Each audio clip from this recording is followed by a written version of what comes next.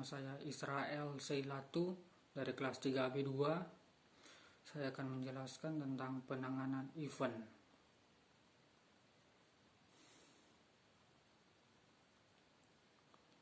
Event planner. Penanganan event itu sangat mudah, bahkan dibilang ekstrim.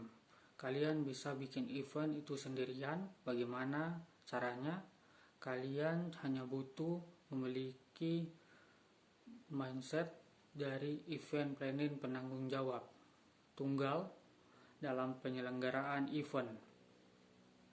B. Tugas event planner: merancang, perencanaan, menghitung, mengkalkulasi, mengontrol semua kebutuhan dalam sebuah project.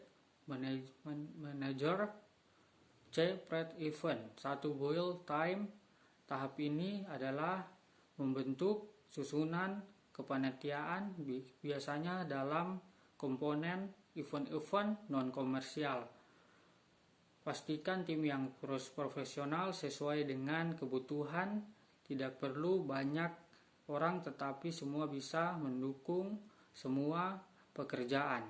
Yang kedua, brainstorming content goal penyelenggaraan event tersebut. Buat konsep dari desainnya, termasuk juga dari tim acara untuk talent dan pengisi acara. Yang ketiga, budgeting adalah budget, anggaran pembiayaan dari biaya dan pembelanjaan event. Budget juga memproyeksi berapa modal, kemudian berapa pendapatan bisa didapatkan, termasuk juga penghasilan yang bisa diperoleh. 4. Locking for funds. Ini sumber dana yang bisa memenuhi kebutuhan secara finansial untuk membiayai sebuah event yang akan diselenggarakan. Bisa mencari dana dari klien, investor, dan sponsor. D. Event 1. Loading time. Ini adalah tugas yang sangat berat bagi tim karena semua harus bisa berfungsi seperti sistem multimedia dan barang-barang terjaga dengan aman. Yang kedua, raser hal dan gladi bersih. Berapa jam sebelum event dimulai? Ini menjadi bagian penting. Ini kebutuhan untuk job manajemen akan melakukan semua kentutan event yang akan dilaksanakan. Yang ketiga, show time. Waktu ini menyelenggarakan event akan dimulai audio standby, sound system standby, dan multimedia standby. E. Post event. Yang pertama, public event hal paling penting, walaupun secara pekerjaan yang sangat berat.